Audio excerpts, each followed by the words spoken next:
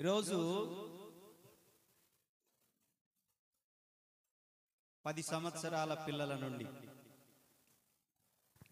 10 సంవత్సరాలు పిల్లల నుండి ముఖ్యంగా teenage girls and boys and then అంతకు మించిన 20 years 25 years 25 years ఎబో 30 35 వాళ్లకు ప్రత్యేకంగా వందనాలు తెలియజేస్తున్నాను. మిగతా వాళ్ళందరికీ కొద్దిసేపు వాక్యం, ఈరోజు వాళ్ళ వరకు వర్తమానం ఇద్దాం. దేవునికి స్తోత్రం, హల్లెలూయా. నా కంటికి కనపడడానికి ప్రయత్నం చేయండి. 10 సంవత్సరాలు పైబడిన పిల్లలందరూ కూడా 30 సంవత్సరాల లోపోలు చేయొద్దండి, చేయొద్దండి, ఎత్తండి అబ్బాయి. 35 సంవత్సరాల లోపోళ్ళు మంగమ్మకు ఇప్పుడే వచ్చినట్టున్నాయి 16. మంగమ్మ ఎత్తుతుంది, అది దీవెనమ్మ కూడా ఎత్తుతుంది. నీకు ఎన్ని సంవత్సరాలు తెలుగు అర్థం కావట్లే నీకు? ఎత్తండి, పైకి ఎత్తండి, 30 సంవత్సరాల వరకు ఎత్తండి, ఎత్తండి, పూర్తిగా ఎత్తండి. నేనేం తెలుగే చెప్పేది, నేను కొంచెము మీకు వర్తమానం ఇవ్వడానికి అంతే. చాలా మంది ఉన్నారు మిడిల్ ఏజ్ వాళ్ళు.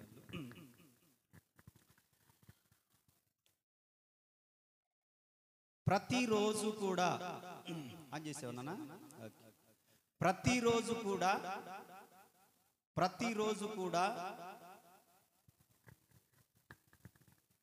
బైబిల్ చదవడానికి చదువు వచ్చిన వారందరూ కూడా చదవగలిగిన వారందరూ కూడా ప్రతిరోజు బైబిల్ ఈరోజు నుండి వినండి, ఈరోజు నుండి చదువు వచ్చిన వారందరూ కూడా ప్రతిరోజు దేవుని వాక్యమును 3 అధ్యాయములు చదవాలి. ఎన్ని? ఉదయము లేచిన వెంటనే, మొట్టమొదటిగా ఉదయాన్నే లేచిన వెంటనే కనీసం 10 నిమిషాలు సమయం పెట్టుకొని ప్రార్థన చేయాలి. కనీసం 10 నిమిషాలు సమయం పెట్టుకొని ప్రార్థన చేయాలి. ప్రార్థన చేసిన తర్వాత బైబిల్ తెరచి కనీసం 3 అధ్యాయములు చదవాలి. ఎక్కడి నుండి చదవాలి? ఆది కాండం నుంచి ప్రారంభించాలి. ఆది కాండం అంటే మీకు తెలుసా? హలో, ఆది కాండం అంటే తెలుసా యవనస్తులకి? ఓల్డ్ టెస్టిమెంట్ లో స్టార్టింగ్ చాప్టర్ ఉంటుంది. బైబిల్లో ఓల్డ్ టెస్టిమెంట్ న్యూ టెస్టిమెంట్ కలిపి, OT-NT కలిపి 66 పుస్తకాలు ఉన్నాయి. ఎన్ని? 66 పుస్తకాలు ఉన్నాయి. ఈ 66 పుస్తకాలలో పెద్ద ప్రవక్తలు ఉన్నారు, చిన్న ప్రవక్తలు ఉన్నారు. ఈ 66 పుస్తకాలలో ప్రతి పేజీలో యేసు ప్రభు కనబడతాడు మనకి. ఆమేన్. కాబట్టి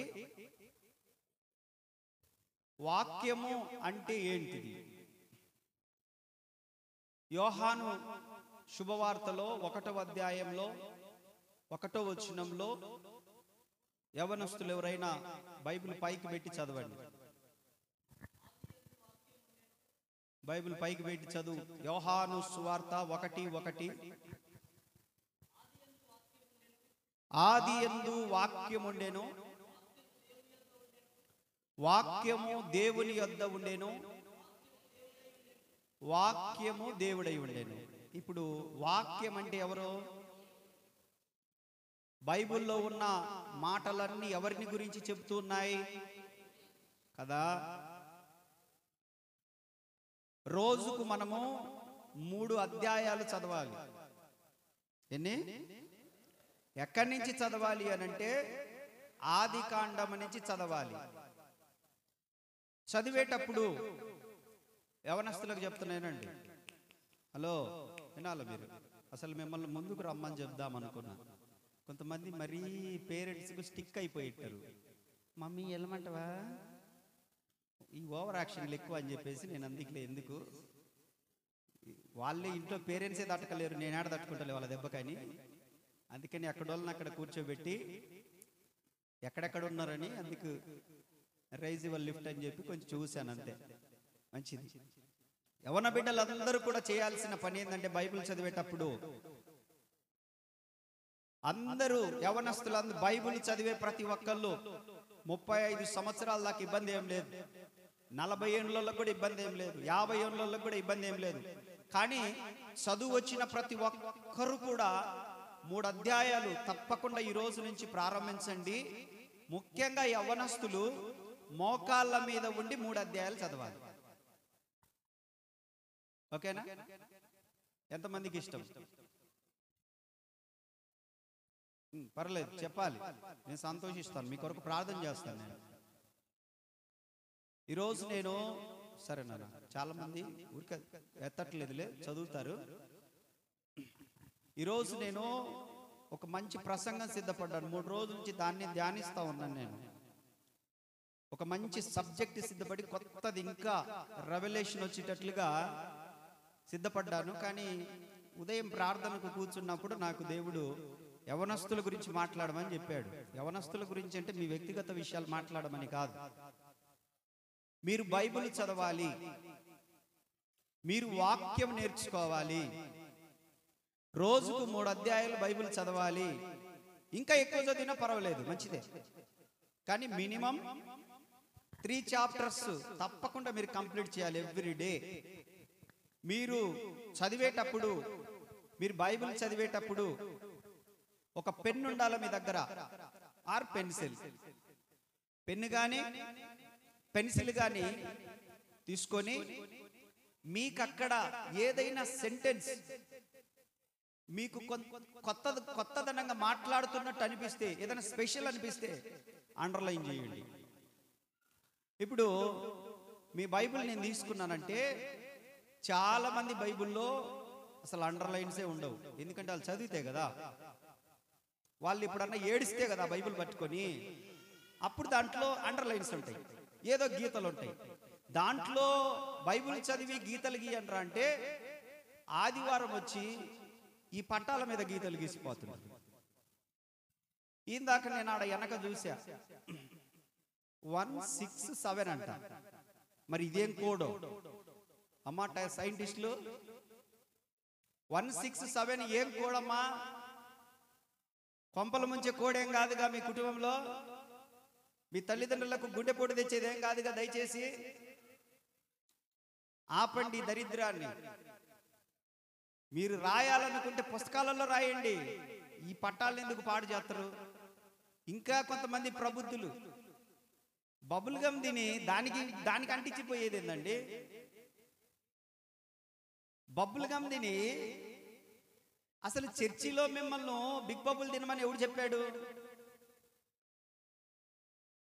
ఎంత బుద్ధిహీనులు, ఎంత బాధ అనిపిస్తుంది. అమ్మ మిమ్మల్ని కాదులే, మా యవ్వనస్తులతో మాట్లాడుకుంటున్నాను. అమ్మ మిమ్మల్ని ఏమనట్లేదు, వాళ్ళని కొన్ని హెచ్చరికలు చేస్తా ఉన్నాను. చర్చిలోకి వచ్చినప్పుడు అది ఎట్లా తీసుకొని వచ్చి మీరు తిన్న కాడికి దీనికి నేను వాక్యం చెప్తుంటే బూవని బూరలు ఉత్తుంటుంటారు. నమిలి ఉఫ్ఫని ఊతుంది, ఇటుకొస్తాడు, డుబాన్ పగిలి వాళ్ళ ముఖానికి తగులుతుంటుంది. మళ్ళా ఆ ముఖానికి తగిలిందంతా మళ్ళీ నవ్వులుతూ ఉంటుంటారు. సరే మీ తిప్పలు మీరు పడండి, మీ సావు మీరు చావండి, కానీ చర్చిలో దేవుని భయం కలిగి ఉండాలా లేదా? యవనస్తులు చెప్పాలి, ఉండాలి కదా. కాబట్టి ఇక మీదట బిగ్ బబుల్స్ ఏమంటారు వాటిని? బబ్లిగమా ఏదో సాగుతుంది చూడు, అది మాత్రము దేవుని మందిరంలో తినగాకండి. ఎందుకంటే నీవు దేవుని మందిరమునకు పోవున్నప్పుడు నీ ప్రవర్తన జాగ్రత్తగా చూసుకో అన్నది వాక్యం. కాబట్టి దేవుని పిల్లలందరూ కూడా దేవుని భయం కలిగి ఉండండి.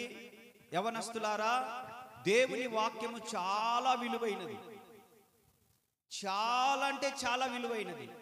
చెప్తాను దేవుని వాక్యము ఎందుకు మనం వినాలి.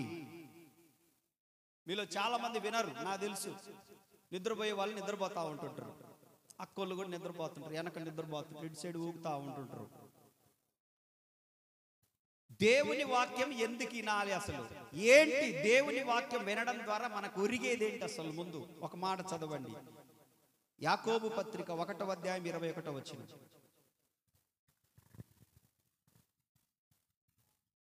యాకోబు పత్రిక 1వ అధ్యాయం 21వ వచనం.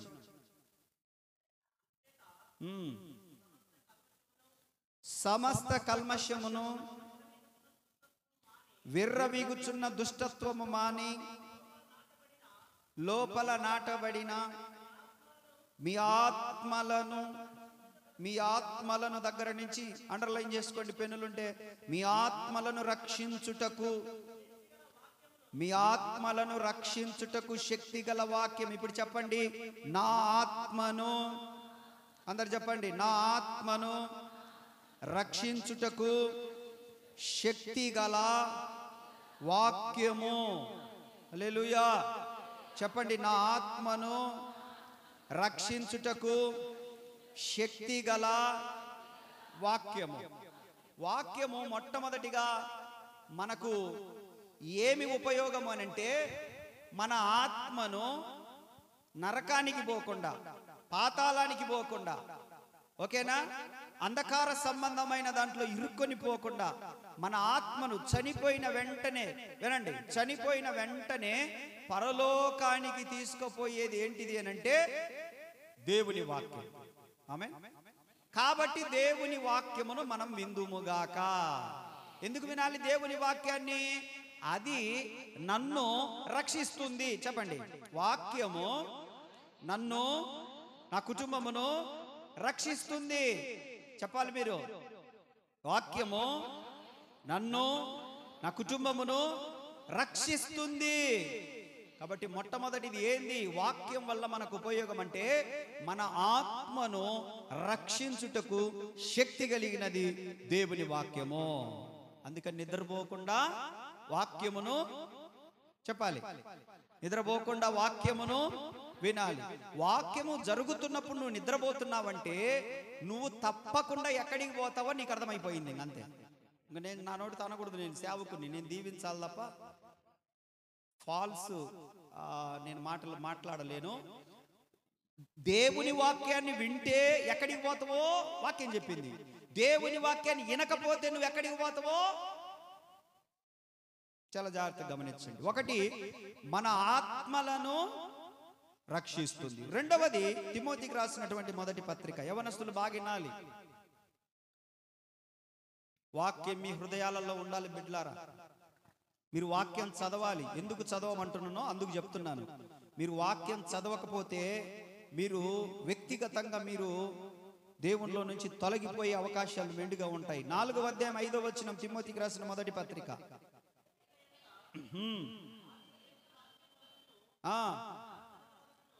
దేవుని వాక్యం వలనను ప్రార్థన వలనను పవిత్రపరచబడుచున్నది. స్తోత్రం చెప్పండి.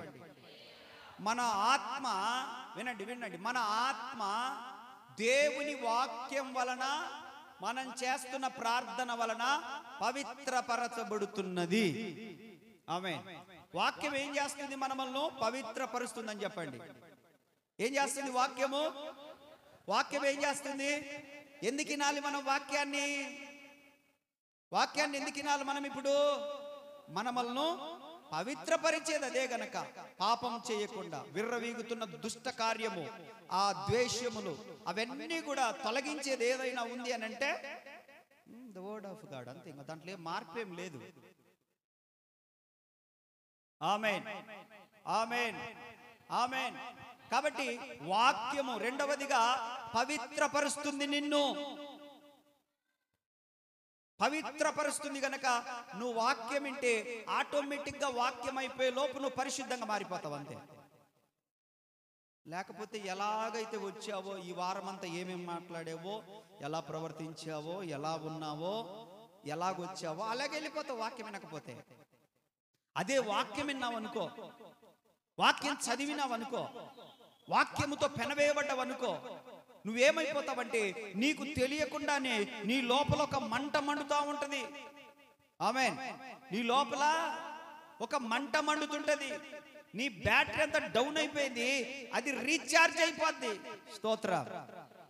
హల్లెలూయా, హల్లెలూయా, హల్లెలూయా. దీంట్లో మురికి నీళ్ళు ఉన్నాయి. దీంట్లో మురికి నీళ్ళు ఉన్నాయి. మురికి నీళ్ళు, మురికి నీళ్ళు. వినండి, వినండి. దీంట్లో మురికి నీళ్ళు ఉన్నాయి. నిండా నిండా మురికి నీళ్ళు ఉన్నాయి. నేను ఒక పావు గంట సేపు ట్యాప్ కింద పెట్టింది అనుకో, పావు గంట సేపు నీళ్ళు వచ్చే కొలాయి కింద పెడితే నీళ్లు దాంట్లోకి వచ్చి వచ్చి వచ్చి వచ్చి వచ్చి వచ్చి వచ్చి ఈ చెడిపోయిన నీళ్ళన్నీ బయటికి వెళ్ళిపోతాయి. ఈ దేంతో నింపబడుతుంది? మంచి నీళ్ళతో నింపబడుతుంది. ముందు ఏమున్నాయి నీళ్లు? ఏం నీళ్లు ఉన్నాయి? మురికి నీళ్ళు. మనం ఏమన్నా పోసామా? పోయలేదు, దాంట్లో ఉన్నాయి. అయితే ఈ ట్యాప్ కింద, మంచి నీళ్ళ కింద, కొలాయి కింద పెట్టేసరికి నీళ్లు పడి పడి పడి పడి పడి పడి పడి పాత నీళ్ళన్నీ, మనమేం పోయలేదు, పాత నీళ్ళన్నీ ఈ మంచి నీళ్ళ దెబ్బకు మొత్తం పోయి మరలా ఈ గ్లాసులు ఎలాంటి నీళ్ళు వచ్చాయి? మంచి నీళ్ళు. అలాగే మన హృదయము కూడా మాటలతో, చూపులతో, ప్రవర్తనతో, క్రియలతో, ఉద్దేశాలతో, తలంపులతో, మనము జీవిస్తున్న జీవన విధానముతో మనము ఏదో ఒక పొరపాటు ద్వారా మన హృదయం మలినమైపోయి ఉంటదా ఉండదా? ఈ వారంలో నేను ఒక్క అబద్ధం కూడా ఆడలేదు అన్న వాళ్ళు స్తోత్రం చెప్పండి. అసలు మీకు తెలియకుండానే మీరు ఆడింటారు. మీకు తెలిసి ఆడరు. నేను అట్లా అనట్లేదు, తెలియకుండానే మే ఆడది పెట్టిన తీసుకురా అమ్మే, ఆడ పాప అరగంట సేపు ఎత్తికింటది, ఉండదు. అది ఆడ ఉండదు, ఇంకొక చోట ఉంటది. ఏదమ్మా అని అంటారు, అక్కడ ఉండదు, ఇంకొక చోట ఉంటది. అంటే అది కూడా అబద్ధమే.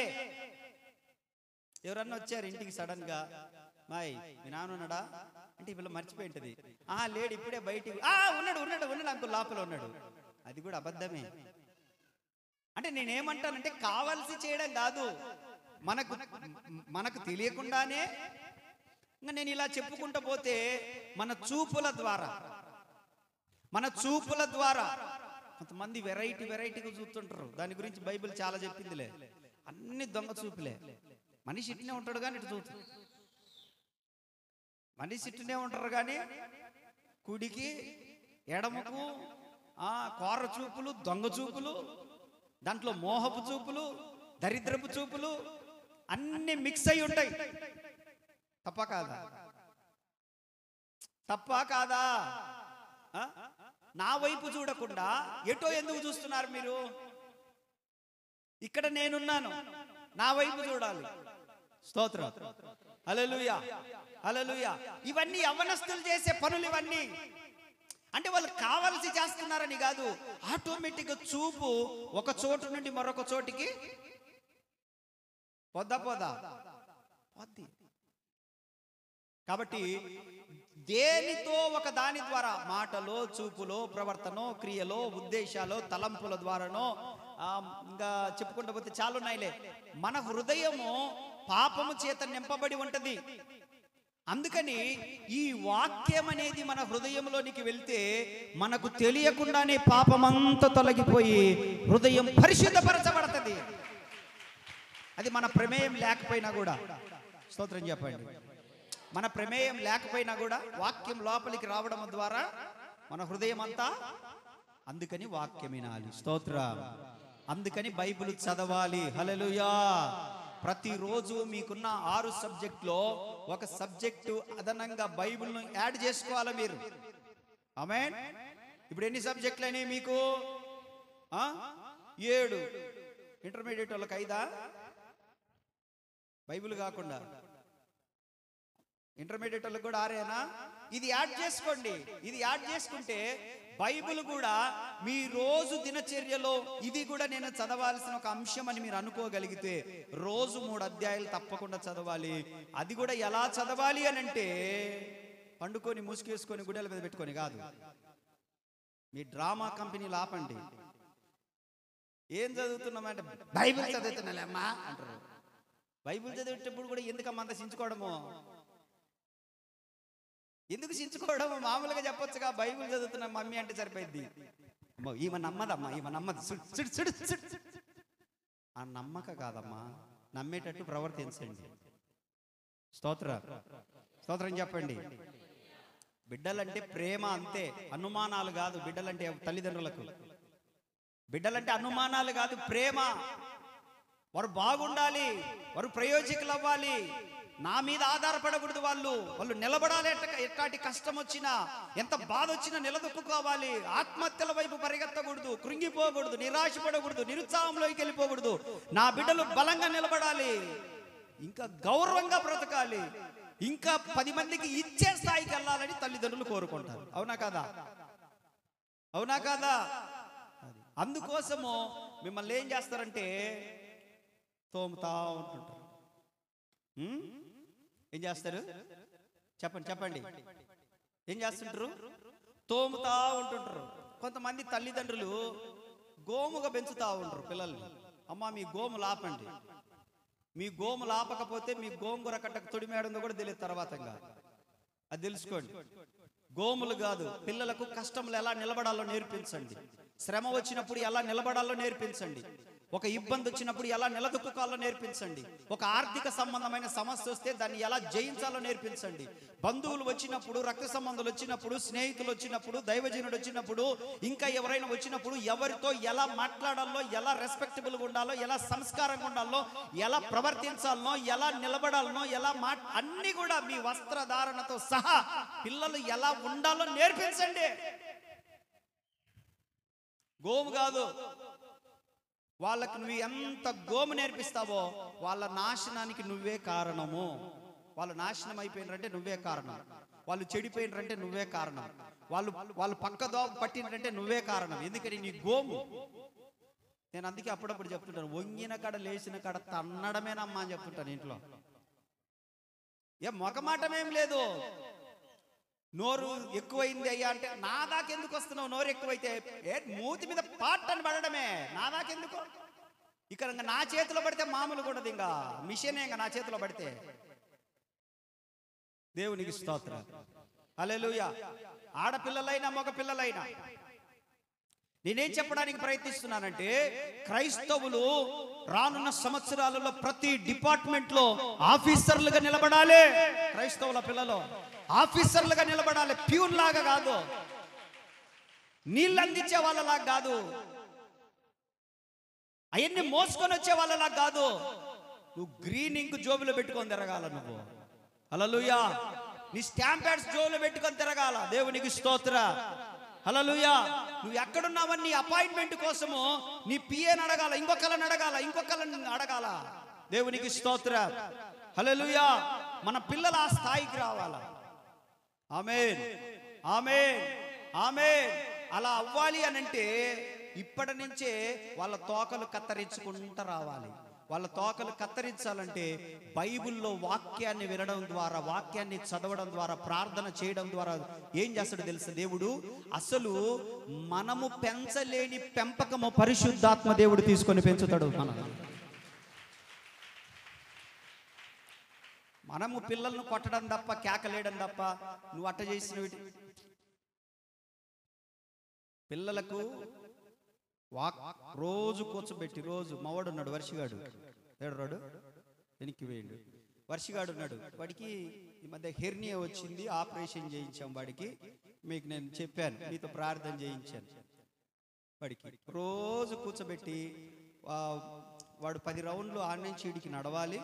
నడిచిన తర్వాత ఇంట్లోకి వచ్చి వాడు బైబిల్ చదవాలి. బైబిల్ చదివినాకనే టిఫిన్ వాడికి, లేకపోతే లేదు. ఏ మొగమాటం ఏం లేదు. బైబిల్ చదివితేనే వాడికి టిఫిన్. ఎట్టనన్నా చదువు, వాడికి రాదు. వాడికి స్వస్థత అనేది, సొట్టపరుతున్నావు అంటున్నాడు వాడు. ఏందేందో మాట్లాడుతున్నాడు, అయినా చదువు. ఆమేన్. హల్లెలూయా. నువ్వు వాక్యం చదవడమే నాకు ముఖ్యం. నువ్వు ఎట్లనైనా చదువు, నువ్వు ప్రార్థన చేయడం ముఖ్యం. ఎట్లనైనా చెయ్యి. చిన్నగా చేస్తావో, అక్షరాలతో చేస్తావో, పదాలతో చేస్తావో, ఎవరిదన్నా చేసేటప్పుడు విని కాపీ కొడతావో, నాకు అనవసరం అవన్నీ. నువ్వు ప్రార్థన చేయాలంతే. నువ్వు వాక్యం చదవాలి. ఉదయాన్నే బైబిల్ చదివితేనే నీకు టిఫను, 10 రౌండ్లు వేస్తేనే నీకు టిఫన్. అంతే. దేవునికి స్తోత్రం. చదువు అనేది మామూలు ఎడ్యుకేషన్ అనేది మనకు సంస్కారం మాత్రమే నేర్పిస్తుంది తప్ప అది మనకేం ఉద్యోగాన్ని ఇవ్వదు.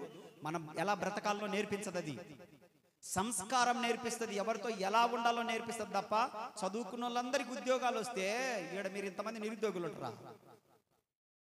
చదువుకున్న వాళ్ళందరికీ కాదు, ఎలా జీవితంలో నిలబడాలో నేర్పిస్తుంది చదువు. ఎలా పడిపోకూడదో చూపిస్తుంది చదువు. ఎలా ఒకరిని గౌరవించాలనో, సమాజంలో మనం ఎలా ఉండాలనో ఎడ్యుకేట్ చేస్తుంది నిన్ను. దేవునికి స్తోత్రం. ఇప్పుడు ఏడ ఉందండి ఎడ్యుకేషన్? ఇప్పుడు అంతా బట్టి, స్కూళ్ళల్లో బట్టి పట్టించడమే ర్యాంకుల కోసం, కాలేజీలలో బట్టి పట్టించడమే.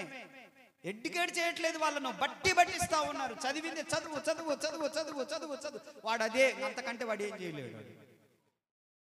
ర్యాంకుల వలన పెద్ద ఏం ఉపయోగాలు ఉండవు, కానీ నీ దగ్గర మెటీరియల్ ఉండాలి. లోపల నీ బుర్రలో మెటీరియల్ ఉంటే నువ్వు ఎలాంటి కాంపిటీషన్ ఎగ్జామ్ పెట్టినా కూడా నువ్వు స్టేట్ ఫస్ట్ వస్తూనే ఉంటుంటావు, స్థాయిని మించి స్థాయి వెళ్ళిపోతూనే ఉంటుంటావు. అందుకే అన్నది వాక్యము, జ్ఞానము కొదువై ఉన్న వారలారా నా యొద్దకు రండి, నా దగ్గర నేర్చుకోండి, నేను మీకు జ్ఞానం ఇస్తాను. Praise the Lord. కాబట్టి బైబిల్ చదవండి. దేవుని వాక్యం యొక్క విలువ చెప్తున్నాను. మీలో చాలా మందికి దేవుని యొక్క వాక్యం విలువ తెలియదు. దేవుని వాక్యం ఏం చేస్తుందంటే మనల్ని పరిశుద్ధపరుస్తుంది, మనల్ని పవిత్రపరుస్తుంది, మనల్ని చాలా విధాలుగా అది కడతది. ఆమేన్, ఆమేన్. కాబట్టి యవ్వన బిడ్డలందరూ ఏం చేయాలి? ఈ రోజు నుండి ఎన్ని అధ్యాయాలు చదవాలి? ఎలా చదవాలి? ప్రార్థన చెయ్యండి రానంటే ఏంద్రా ఇది ప్రార్థనారా?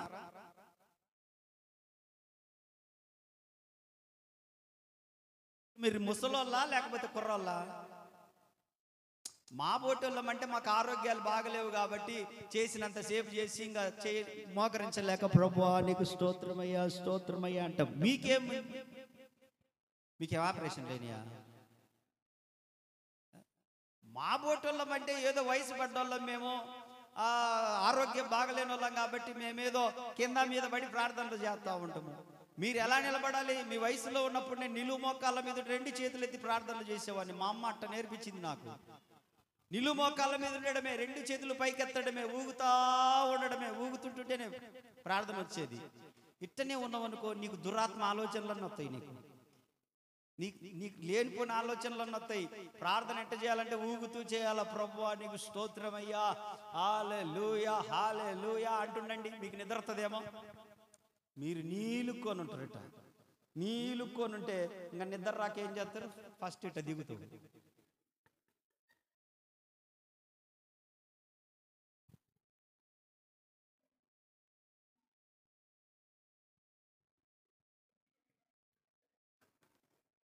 ఇంక అంతే, జొల్లు పడ్డమే తర్వాత భాగం. ఇక ఎట్లా ప్రార్థన చేయాలి? సంపద ఎట్లా చేయాలి నాన్న? మోకాళ్ళ మీద నిలబడి ప్రార్థన చేయాలి. స్తోత్ర. నిలబడండి మోకాళ్ళ మీద. మీరు కాదులే చదివే వాళ్ళు నిలబడండి. ఈ రోజు నుంచి నేను చదువుతాననే వాళ్ళు నిలబడండి. నాకేం పెద్ద ప్రాబ్లం ఏం లేదు. వాళ్ళు ముసలోళ్ళైనా ముచ్చుకోళ్ళైనా చదువు వచ్చిన వాళ్ళు ఎవరైనా ఈ రోజు నుండి నేను మోకాళ్ళ మీద నిలబడి ప్రార్థన చేస్తాను. మిమ్మల్ని అందరిని అభినందిస్తా ఉన్నాను. నా ప్రభువు మీకు కావలసినంత జ్ఞానం ఇచ్చును గాక. చప్పట్లు కొట్టండి వాళ్ళకు.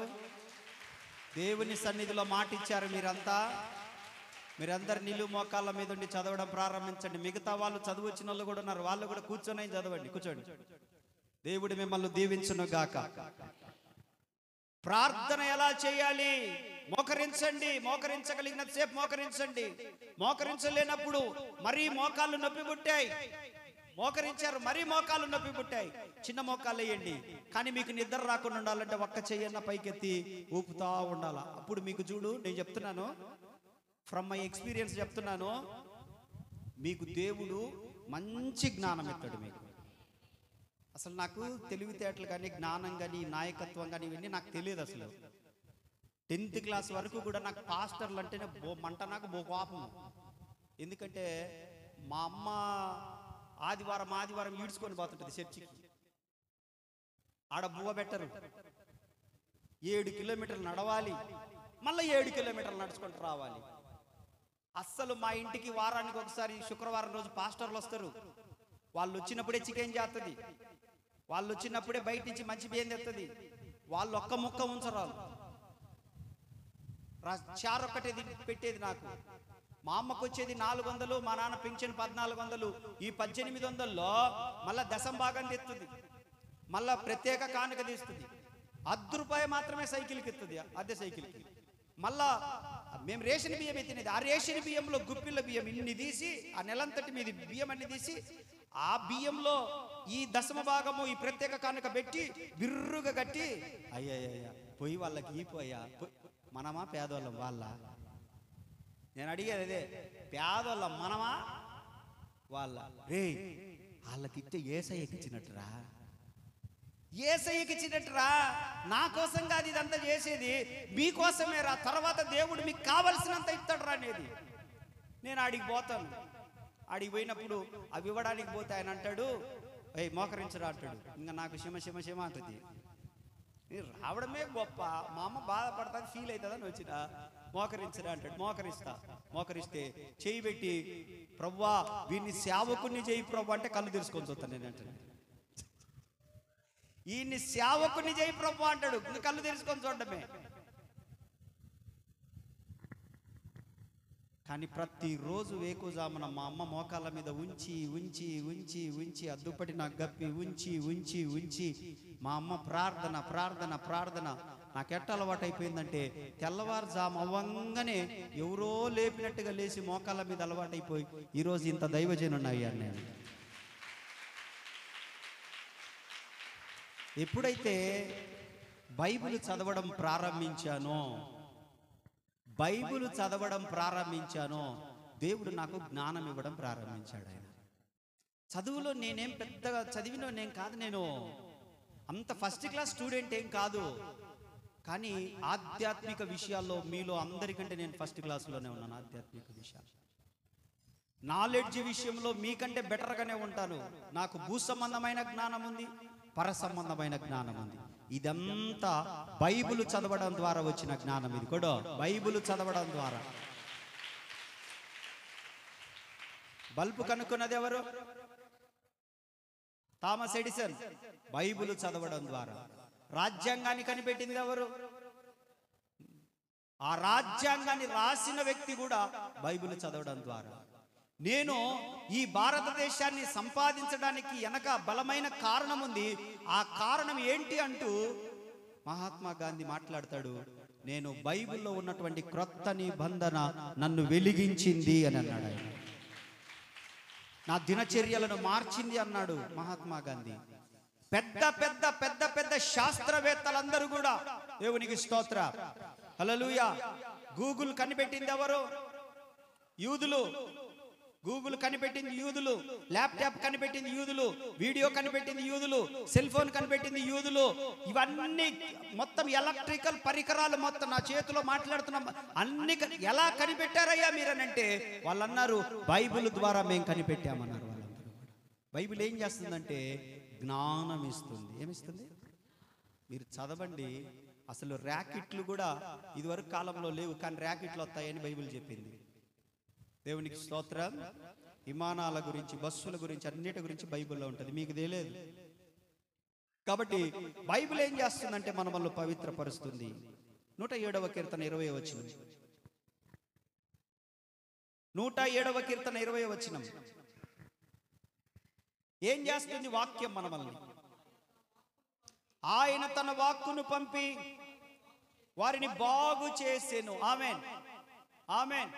ఇప్పుడు చెప్పండి, ఎవరికైనా అనారోగ్యంగా ఉన్నవారు కళ్ళు మూసుకొని మీ తలపైన కుడి చేయి పెట్టుకోండి. అనారోగ్యంగా ఉన్నవారు మీ తలపైన కుడి చేయి పెట్టుకొని ఆయన వాక్కు పంపి, చెప్పండి, ఆయన వాక్కు పంపి నన్ను బాగు చేయును.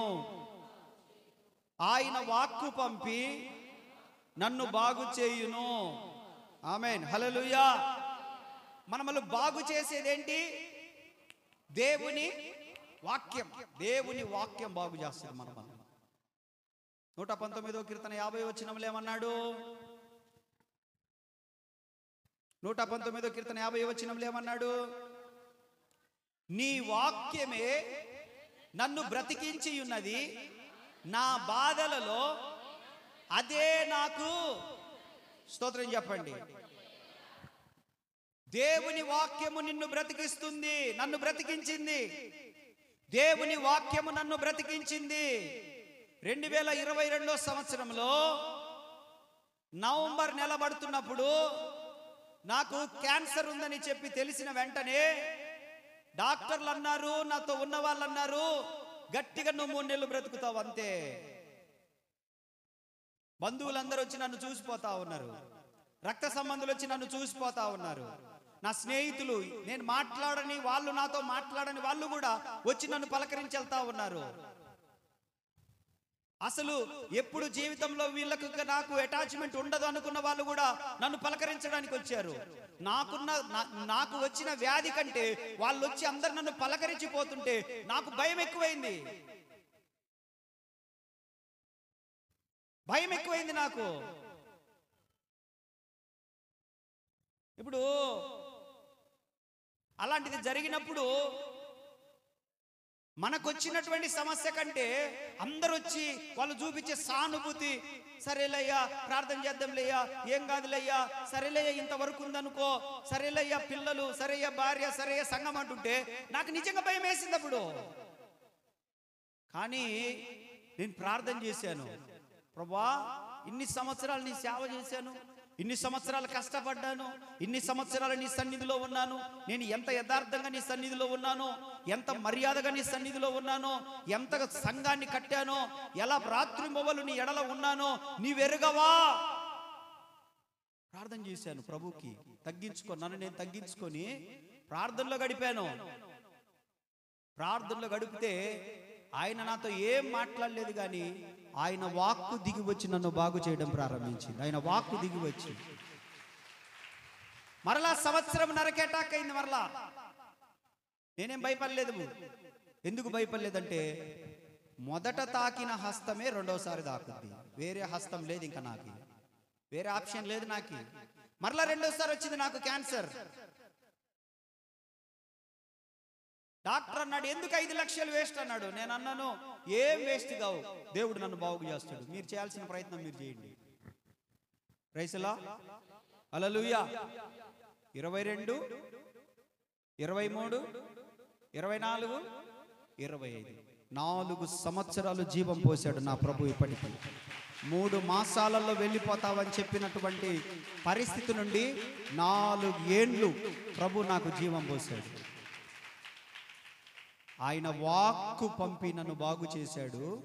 దేవుని వాక్యం అంటుంది, నీ వాక్యమే నన్ను బ్రతికించి ఉన్నది, నాకొచ్చిన బాధలలో అదే నాకు నెమ్మది కలిగించింది.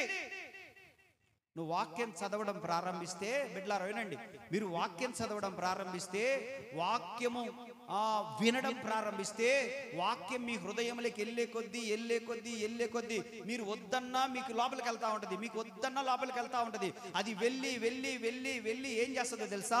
నీ ప్రమేయం లేకుండానే నీ రోగము మీద నీకు విజయాన్ని ఇస్తుంది, నీ పరిస్థితుల మీద విజయాన్ని ఇస్తుంది, నీ స్థితిగతుల మీద విజయాన్ని ఇస్తుంది. నీకు తెలియకుండానే, నీ ప్రమేయం లేకుండానే నిన్ను బాగు చేసుకుంటూ వస్తుంది. అది రెస్టారేషన్ చేస్తుంది అంతే. హల్లెలూయా, హల్లెలూయా, హల్లెలూయా, హల్లెలూయా. అంతే.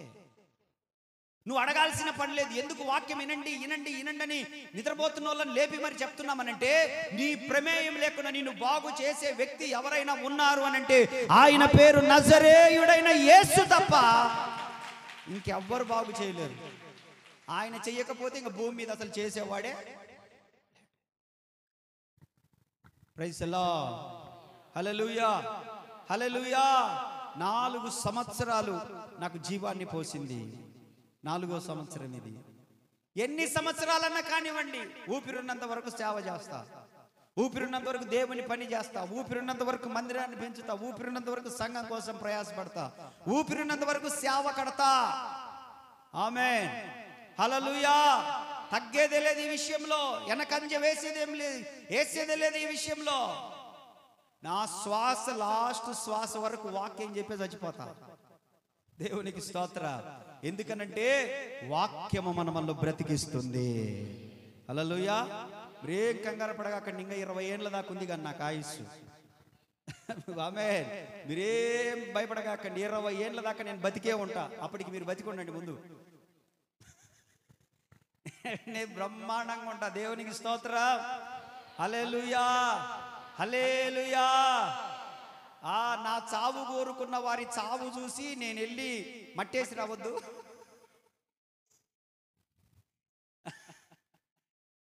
స్తోత్రం చెప్పండి.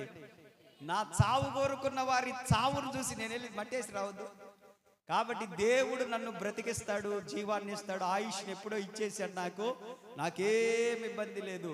నేను సన్నగా అయిపోతున్నాను. అక్కోళ్ళు ఎంతమంది అన్నా తినన్నా తినన్నా, ఏందన్నా ఇట్ అయిపోతున్నావు, ఏందన్నా. నాకేం రోగం లేదు ఇప్పుడు నేను ఇట్ అయిపోవడానికి. నేనే ఫుడ్ తగ్గించా, వాకింగ్ చేసి ఎక్సర్సైజ్ చేసి నేనే తగ్గించా, అంతే. నేనే కావాల్సి సన్నబడాలని చెప్పి సన్నబడ్డా. స్లిమ్ అయిపోయినాయి ఈ మధ్య. బట్టలు చూడు, ఎటాడి బట్టలు తెచ్చి ఇచ్చిండ్రు, ఈ మామూలుగా లేవి. ఈ మధ్య వేసుకున్న బట్టలన్నీ నేను కొన్నాయి కాదు, నేనేం కొనను. బట్టలు గిట్లో ఎవరొకళ్ళు తీసుకొస్తారు, శుభ్రంగా కుట్టియడం, తగిలించుకోవడం.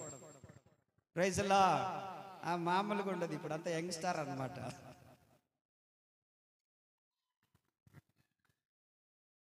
దేవుని వాక్యం అంటుంది 119 కీర్తన 50 వచనంలో మీరు చదివారు కదా, నీ వాక్యమే నన్ను బ్రతికించుచున్నది. ఏం బ్రతికిస్తుంది మనల్ని? వాక్యం బ్రతికిస్తుంది. విక్టర్ అన్న, వాక్యం బ్రతికిస్తుంది. దేవునికి స్తోత్రం.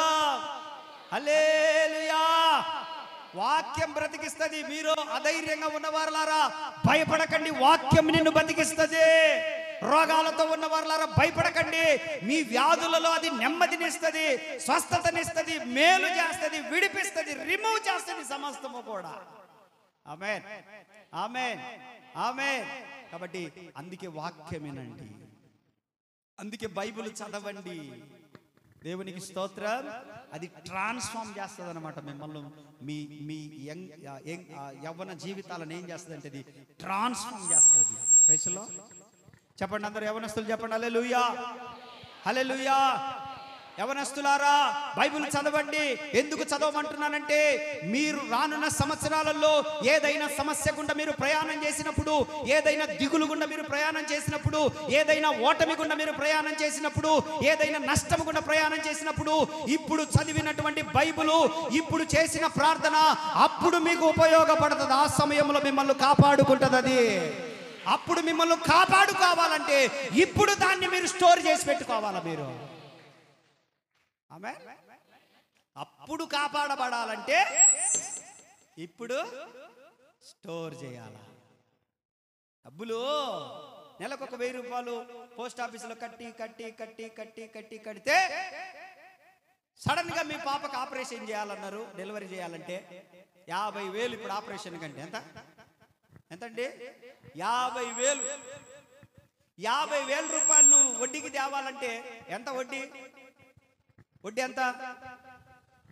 3 రూపాయలు అనుకుందాం, 5 రూపాయలు కూడా అనుకుందాం.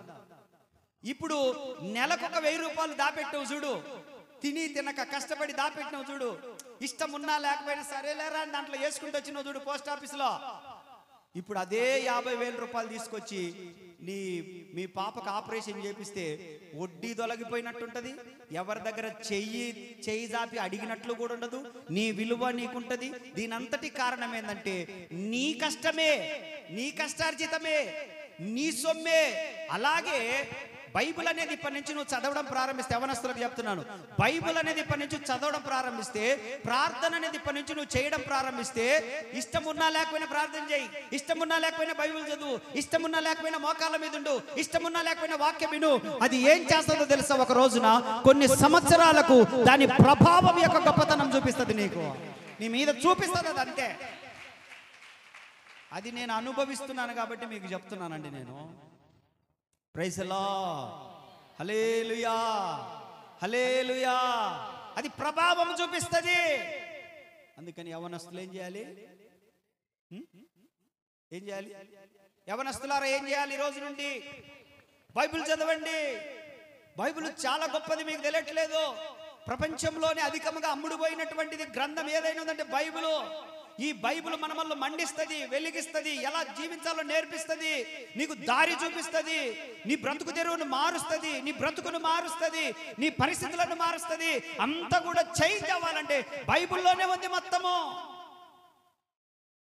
ఆ బైబిలే నన్ను మార్చింది, అందుకే మిమ్మల్ని కూడా మారుస్తుంది. హల్లెలూయా, హల్లెలూయా. 119వ కీర్తన 9వ వచనము, 119వ కీర్తన 9వ వచనంలో దేవుని వాక్యం స్పష్టం చేస్తా ఉంది. యవ్వనులు దేని చేత తమ నడతను శుద్ధిపరుచుకుందురు? నీ వాక్యమును బట్టి దానిని జాగ్రత్తగా చదవండి. మాట అందరూ యవనస్తులంతా చదవండి తీసి. 119:9 బైబిల్ పైకెత్తండి అందరు. బైబిల్ చదవండి.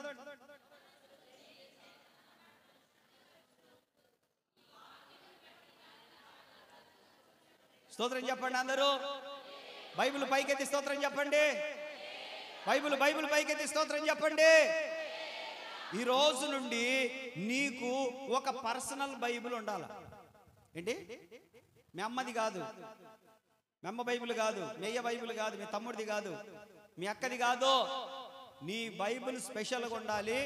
ఆ బైబిల్లోనే పెన్ను 24 గంటలు దాంట్లో ఉండాలి. ఉదయాన్నే లేచినప్పుడు నీ బ్రతుకును వెలిగించే వాక్యమును చదువుదువు గాక. అది మ్యాటర్. యవనులు దేని చేత తమ నడతను శుద్ధి చేసుకుందురు? దేని చేత శుద్ధి అవుతుంది? యవనస్తుల నడక దేని చేత శుద్ధి అవుతుంది? త్రిపుల్ X చేతనా, లక్స్ చేతనా, ఇంకేమున్నాయి? అంట్లు తోమేటి ఏలియనా, ఏరియలా,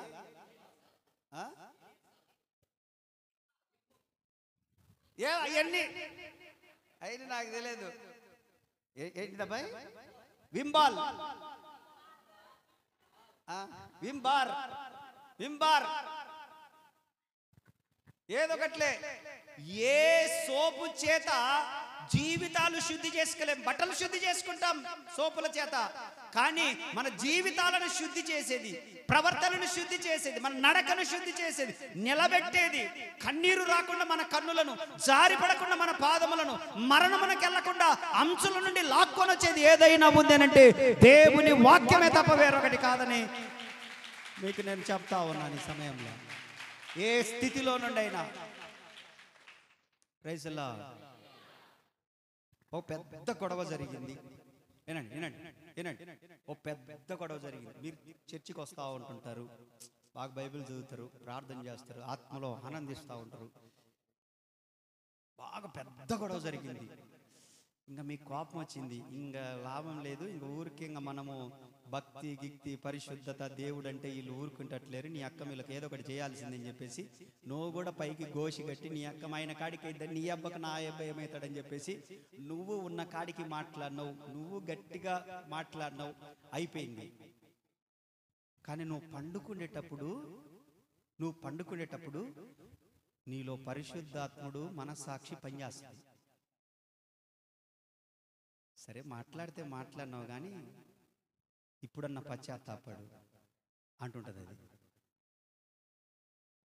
పరిశుద్ధాత్మ దేవుడు మీకు ఒక స్వరాన్ని వినిపిస్తూ ఉంటాడు. మాయ్ నిన్నే క్షమాపణడు, ఇక ప్రభుతో చెప్పు, ఇంక నేను అలా మాట్లాడాలి, ఆవేశంలో మాట్లాడానని అని మీలో ఒకటి పనిచేస్తుంది. ఎందుకో తెలుసా? ఆల్రెడీ మీ లోపల వాక్యం ఉంది కనుక పనిచేస్తూ ఉంది. అప్పుడు మీరేం చేస్తారంటే నిజంగా బాధపడతారు. అరే అనవసరంగా నేను అట్టన్ననే, అనవసరంగా నేను ఇట్లా మాట్లాడిన, అనవసరంగా దూకుడుగా ప్రవర్తించిన, అనవసరంగా ఓపిక పట్టలేకపోయిందని, సరే జరిగిపోయింది అని చెప్పి మీరు పశ్చాత్తాపడి ప్రభు సన్నిధిలో, ప్రవ్వా నేను ఇంకొకసారి అట్లా అనగానే దేవుడు అంటాడు, సరేలే బిడ్డ నువ్వేం కావాల్సి చేయలేదు కదా అని నేను క్షమిస్తున్నానని క్షమించబడతావు. అది దేని ద్వారా జరుగుతుంది? నీ లోపల పరిశుద్ధాత్మ దేవుడు వాక్యము ద్వారా పనిచేస్తా ఉన్నాడు ఆయన. నీ లోపల వాక్యం ఉన్నప్పుడు జరిగే కార్యం ఇది. హల్లెలూయా, హల్లెలూయా, హల్లెలూయా. నీ లోపల వాక్యం ఉన్నప్పుడు నువ్వు కృంగిపోతూ ఉంటే, అయ్యో అనవసరంగా మాట్లాడాను, అనవసరంగా ఇలా ప్రవర్తించాను, అనవసరంగా ఇలా చేశాను అన్నప్పుడు పరిశుద్ధాత్ముడు అంటాడు, ఇదిగో పశ్చాత్తాపడు, అందరితోటి తొలగిపోద్ది. ఇంకా మరలా నువ్వు రిఫ్రెష్ అయిపోతావు, మరలా నీతిమంతురాలు అయిపోతావు, నీతిమంతుడు అయిపోతావు, మరలా పరిశుద్ధతలో ఉంటావు. కానీ ఆయన మాటకు లోబడినప్పుడు వాక్యము నిన్ను మరలా బ్రతికిస్తుంది. అదే ఆధ్యాత్మికంగా చావుకు సిద్ధమై ఉన్న నిన్ను మరలా, యవ్వనులు దేని చేత తమ నడతను శుద్ధి చేసుకుంటారు? దేని చేత చెప్పండి ఇప్పుడు, దేని చేత శుద్ధి చేసుకుంటారు? ఆరోగ్యానికి రక్షణిస్తుంది లైఫ్ బాయ్. లైఫ్ బాయ్ ఎక్కడ ఉందో ఆరోగ్యం. మైకి ఇసిరి అతని కట్టనే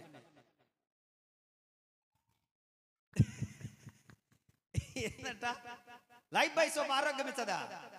లైఫ్ బాయ్ సోప్ మనల్ని శుద్ధి చేస్తుందా? లైఫ్ బాయ్ సోప్ మన ఆత్మలను పరిశుద్ధపరుస్తుందా? కాదా? ఈ వాక్యమును చూచుకొనుటను బట్టియే కదా. ఆ చూచుకొనుట అనే దాని దగ్గర మీరు ఏం చేస్తారంటే, చదువుకొనుటను బట్టియే కదా. ఏంటి ఊరిక చూస్తే ఏమవుతుంది? ఏం చేయాలి దాన్ని? దాన్ని చదవాలి. ప్రైజ్ లా, హల్లెలూయా. మనోళ్ళని ఇప్పుడు చదవమని వదిలిపెడితే డిగ్రీ చదివిన వాళ్ళకి కూడా బైబిల్ చదవడం రాదంటే నమ్మాల మీరు. నిజం నేను చెప్పేది. డిగ్రీ చదివిన వాళ్ళని లేపి తల్లిగా ఆ ఒక్క పారాగ్రాఫ్ చదువురా అంటే కిందికి మీదికి చూస్తుంటాయి. ఎందుకనంటే మామూలు పుస్తకాలు చదివినంత ఈజీ కాదు బైబిల్ చదవడం. ఆమేన్, ఆమేన్. మామూలు పుస్తకాలు చదివినంత తేలిక కాదు బైబిల్ చదవడము. అందుకోసం మీరు ఏం చేస్తారంటే, ఆది యందు వాక్యం ఉండెను, వాక్యము దేవుని యొద్ద ఉండెను, ఆ వాక్యమే. ఇప్పుడు మనం రోజు వాక్యాన్ని చూస్తున్నామంటే ఎవరిని చూసినట్టు? వాక్యం చదువుతుంటే కొన్ని మాటలు మనకు తగులుతుంటాయి. ఎవరు మాట్లాడినట్టు? ఎలాంటి మాటలు తగులుతాయి యవనస్తులకు? ఒక మాట చదువుతారు, అబ్రా కదా అబ్రా. ఇప్పుడు మీకు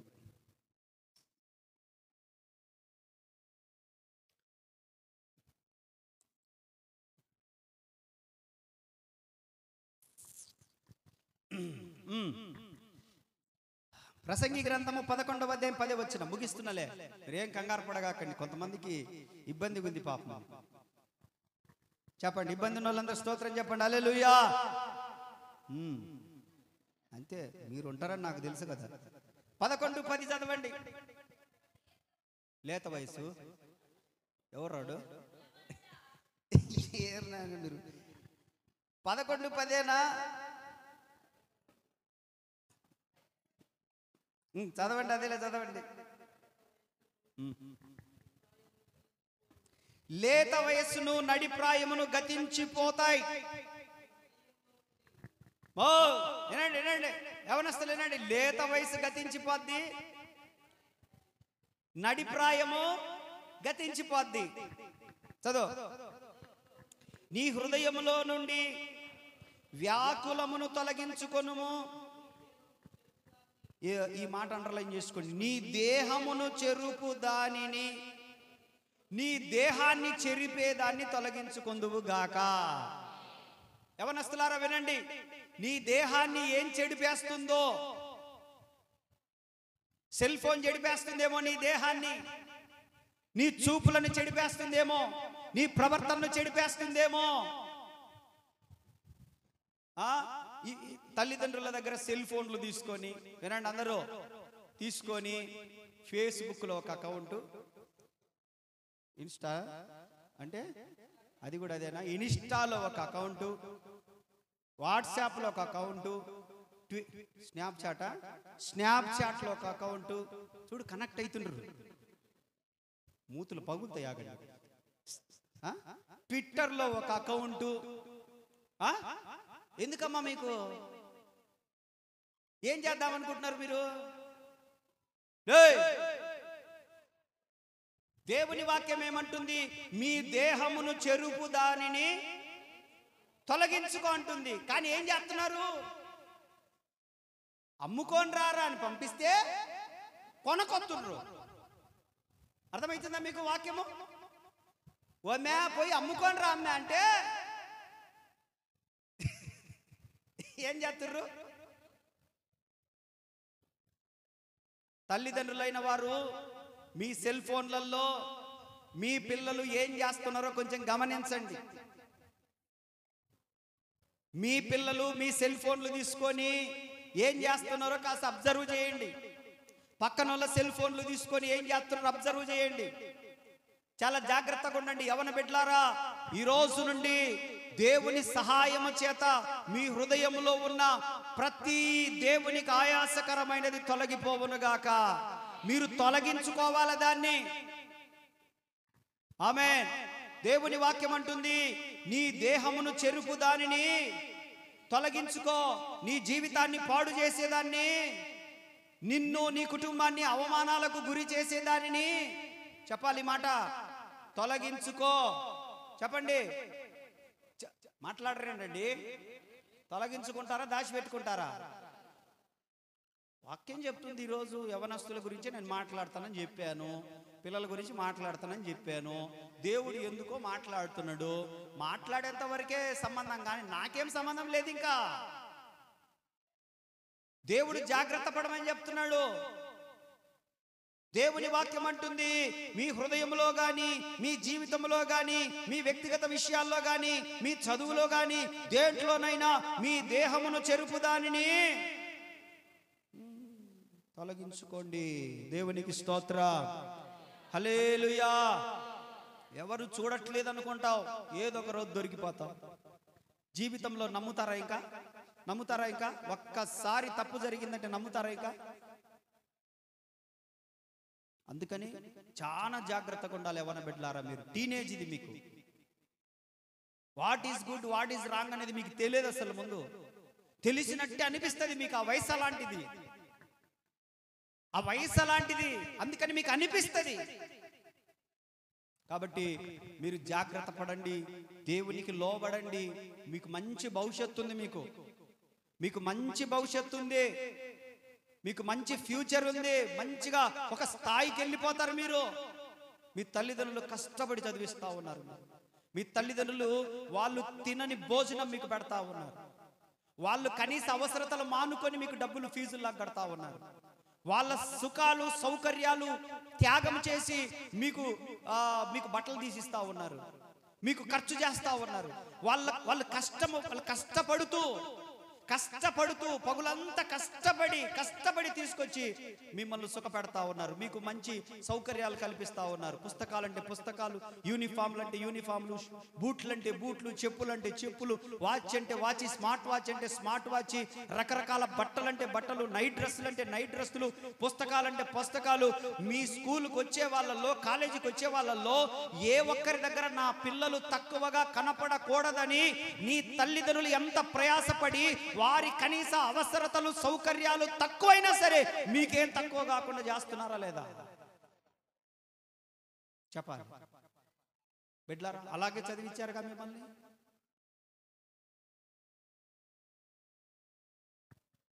ఒళ్ళు దగ్గర పెట్టుకోండి, ఒళ్ళు దగ్గర పెట్టుకోండి.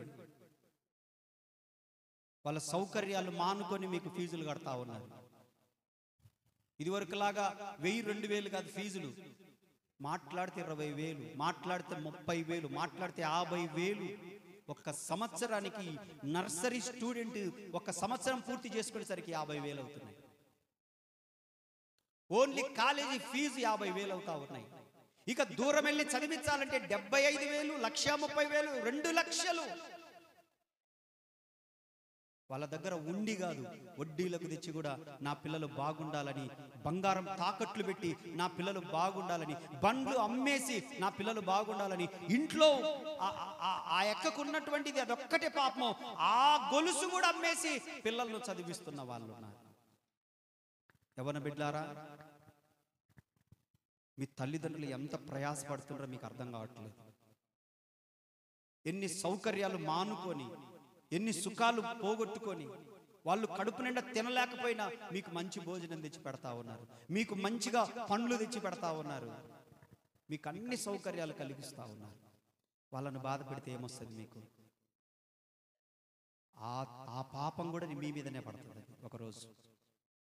కాబట్టి యవనస్తులకు నేను చేతులు జోడించి బతిమలాడుకుంటున్నాను, మీ కాళ్ళు పట్టుకొని దండం పెడతా ఉన్నాను. యవనస్తులకు మీ కాళ్ళు పట్టుకొని బతిమలాడుతున్నాను, తల్లిదండ్రులను ఏడిపించకండి.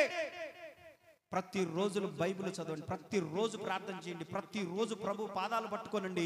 తప్పకుండా ఒక సంవత్సరం లోపల నీ యాటిట్యూడ్ మొత్తం మారిపోద్ది, నీ సిస్టమ్ మారిపోద్ది, నీ పరిస్థితి మారిపోద్ది, నీది సమస్తము కూడా మారిపోవడం. ఎలా మారిపోద్దో తెలుసా? నువ్వు కంప్లీట్గా స్టడీ మీద, దేవుని మీద, కుటుంబం మీద ఫోకస్ చేసేస్తావు అంతే. హల్లెలూయా, హల్లెలూయా. నీ ఫ్యూచర్ మీద నీకు ఫోకస్ వచ్చేస్తుంది. Praise the Lord. కాబట్టి నీ దేహమును చెరుపు దానిని. రెండవదని అంటాడు, తిండిబోతులు తాగుబోతులు దరిద్రులు అవుతారని చెప్పాడు. ఏంటి? తిండిబోతులు త్రాగుబోతులు దరిద్రులు అయిపోతారు. అక్కడనే ఉంటుంది ఆ మాట కూడా. అందుకే యావేలు గ్రంథంలో 1:5 అంటాడు, మిత్రులారా, మత్తులారా, మేలుకొని కన్నీళ్లు వినండి. మత్తులో ఉన్నారు మీరు, ఇంకా యవనస్తులారా మీరు మత్తులో ఉన్నారు. కష్టం అంటే తెలియకుండా నిన్ను పెంచుతుండేసరికి మా ఇంట్లో అన్ని సమృద్ధిగా ఉన్నాయనుకుంటున్నారు. నీకు కన్నీరంటే తెలియకుండా పెంచేసరికి, అన్ని సౌకర్యాలు అందించేసరికి నీకేం కన్ను మిన్నగా రావట్లేదు, మత్తులో ఉన్నావు నువ్వు. అందుకే అంటుంది వాక్యము, త్రాగుబోతుల మత్తు కాదు, ఈ అమాయకమైన మత్తులో నుంచి బయటకు వచ్చి మీరు కన్నీరు విరిస్తే మీ భవిష్యత్తు బాగుంటుంది. దేవునికి స్తోత్రం. అందుకే యెషయా గ్రంథం 55:2 అంటాడు, ఆహారము కాని దాని కొరకు మీరేల రూకలిచ్చెదరు. చాలా జాగ్రత్తగా గమనించాలి. దేనికి మనం డబ్బులు ఖర్చు పెడుతున్నాం, దేనికి మనం ఖర్చు పెడుతున్నాం, సమస్తము జ్ఞాపకం చూసుకోవాలి. ఈరోజు ప్రభు మాట్లాడుతున్నాడు, మీరు వాక్యం చదవండి, మిగతా వాళ్ళు వాక్యం వినండి, యవనస్తులు వాక్యం నేర్చుకోనండి, బైబిల్ చదవండి, మీ తల్లిదండ్రుల ప్రయాసను గుర్తించండి. తల్లిదండ్రులారా, మీకు చేతులు జోడించి చెప్తున్నాను, ఇంట్లో కష్టం ఏంటో పిల్లలకు చెప్పండి, మనకెంత అప్పులు ఉన్నాయో చెప్పండి, మనం ఎలా బ్రతుకుతున్నామో చెప్పండి. అవి వాళ్ళు ఇతరులకు చెప్పడం కొరకు కాదు, మీరు పడుతున్న కష్టం వాళ్ళకు తెలిస్తే వాళ్ళు ఒళ్ళు దగ్గర పెట్టుకొని బ్రతుకుతారు. వాళ్ళు అడిగిన వెంటనే అన్ని సమకూర్చగాకండి, సమయం తీసుకోండి. అది ఎలా మనం తెచ్చి పెడుతున్నామో వాళ్ళకి చెప్పండి. వాళ్ళకప్పుడే ఫైనాన్షియల్గా మనం ఎలా ఉన్నామనేది వాళ్ళకి అర్థమవుతుంది. ఎక్కువ మన మీద ప్రెజర్ తీసుకురారు. అలా వాళ్ళు తెచ్చుకున్నారు కాబట్టి నాకు తీసుకురా, వాళ్ళకు మంచి బూట్లు ఉన్నాయి నాకు లేవు, వాళ్ళు మంచి డ్రెస్ తీసుకున్నారు నాకు తేలేదు, వాళ్ళు మంచి నైట్ డ్రెస్ వేసుకున్నారు నాకు నైట్ డ్రెస్ లేదు, వాళ్ళు అది కొన్నారు నాకు ఇది లేదు, వాళ్ళు స్మార్ట్ వాచ్ పెట్టుకున్నారు నాకేంది ఈ వాచ్. మనం మన పిల్లలకు చెప్పుకునే దాన్ని బట్టి పరిస్థితులు అన్నీ బాగుంటాయి. ఆమేన్, ఆమేన్. నీకు నీవే, నా పిల్లలకి ఏ కష్టం రాకూడదు, నా పిల్లలు ఏం బాధపడకూడదు, నా పిల్లలు ఏమి జరగకూడదు అంటే రేపు నువ్వే ఇబ్బందులు పడతావు. కష్టం తెలియకుండా పెంచే ప్రతి తల్లిదండ్రులు బాధపడతారు. కష్టం తెలియకుండా పిల్లలకు పెంచే ప్రతి తల్లిదండ్రులే బాధపడతారు, పిల్లలు కూడా పాడైపోతారు. దాంట్లో ఎటువంటి మార్పు లేదు. కాబట్టి ఈ విషయాలు గుర్తుపెట్టుకోనండి. ఈ రోజు నుంచి మనం చేయాల్సినటువంటి తక్షణ కర్తవ్యం, బైబిల్ చదవాలి. రోజుకి ఎన్ని అధ్యాయాలు చదవాలి, ఎలా చదవాలి, అది మనల్ని ఏం చేస్తుంది అనే విషయాలన్నీ కూడా చెప్పుకుంటూ వచ్చాం. కాబట్టి వాక్యం అనేది చాలా ప్రాముఖ్యం. అందుకే నిద్రపోకుండా వినండి అని బతిమలాడుతూ ఉంటాను. అందుకే మిమ్మల్ని బ్రతిమలాడుకునేది వాక్యం వినడానికి రండి, ప్రార్థనకు రండి. వాక్యం మనల్ని బాగు చేస్తుంది, బ్రతికిస్తుంది. చాలా జాగ్రత్తగా గమనించుకొని ఇలాగున జీవిద్దాం. దేవుడి మాటలు దీవించును గాక. అందరం లేచి నిలబడాలి. అందరము మీ పక్కనున్న మీ పిల్లల వైపు కానీ, అటు సైడ్ కానీ ఇటు సైడ్ కానీ